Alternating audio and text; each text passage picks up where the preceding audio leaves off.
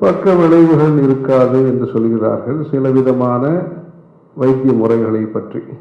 அதுபோன்று நம்முடைய இந்திய கலைகள் ஒன்றல்ல இரண்டல்ல 64 கலைகள், ஆயக்கலை 64 என்று சொல்கிறார்கள். இந்த 64 சதுஷ்டி கலாபிஜ்ஞாயி நமஹா என்பதாக லலிதா சகஸ்ரநாமத்திலே சொல்கிறோம். அந்த கலைகள் புத்தியை கூர்மையாக்குவதற்கும் கால்குலேட்டர் போன்ற சாதனங்களுடைய அவசியம் இல்லாத விதத்திலே ஒரு அவதானி என்று குறிப்பிட்டிருக்கார்கள் பத்திரிகையிலே. அதுபோன்று அஷ்டாவதானம், சதாவதானம், சகசிராவதானம்.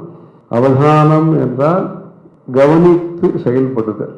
எந்த விஷயத்தை நாம் நிர்வாகம் செய்கிறோமோ, சபை நிர்வாகம் என்று சொல்றார், அதை கவனமாக செய்தல், கவன சிதறல் இல்லாமல் செய்தல், அதற்கு அவதானம் என்று பெயர்.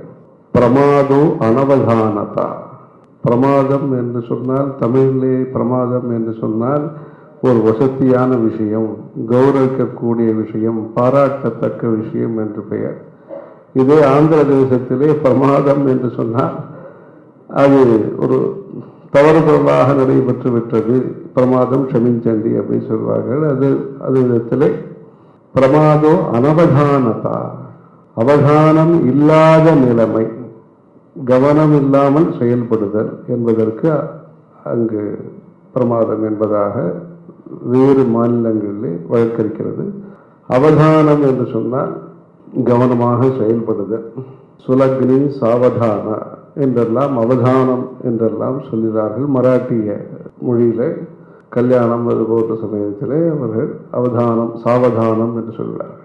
அந்த சாவதானத்தை மனதிலே கொண்டு இந்த 64 கலைகளை உருவாக்கி இருக்கிறார்கள். ஹர ஹர நம பார்வதி பதயே ஹர ஹர மகாதேவ.